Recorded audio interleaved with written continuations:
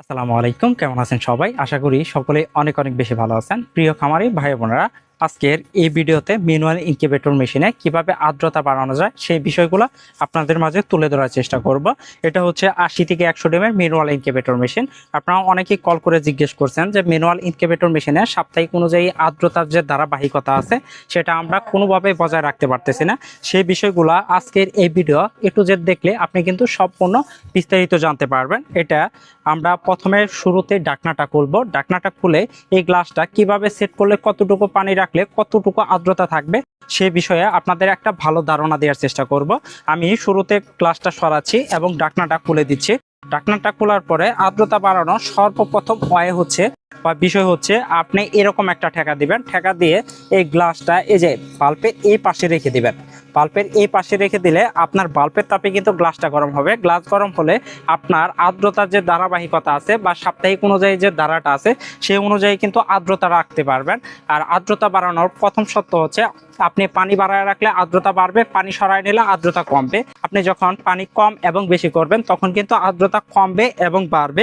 আরেকটা বিষয় যদি লক্ষ্য রাখেন, এরকম একটা নেকটা ভিজিয়ে আপনি এই যে ফ্যান যে আছে ডিসি ফ্যানটা আছে ফ্যানের পাশে রেখে দিবেন।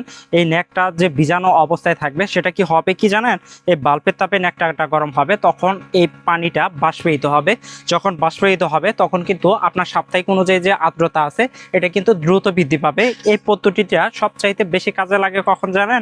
সেটা হচ্ছে যখন ডিমের হ্যাচিং টাইম, যখন 18 দিন শেষ হবে, ডিম নাড়াচাড়া একদমই বন্ধ করে দিবেন, তখন কিন্তু এই নেকটাটা আপনার খুবই গুরুত্বপূর্ণ কাজে আসবে।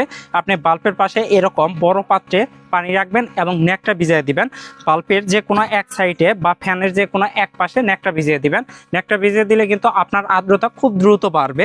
এরকম একটা নেকটা ভিজিয়ে দিবেন। আর ডিম ঘোরানোর সবচাইতে সহজ নিয়ম হচ্ছে আপনি ডিমের যে কোনো এক পাশে মার্ক করে দিবেন।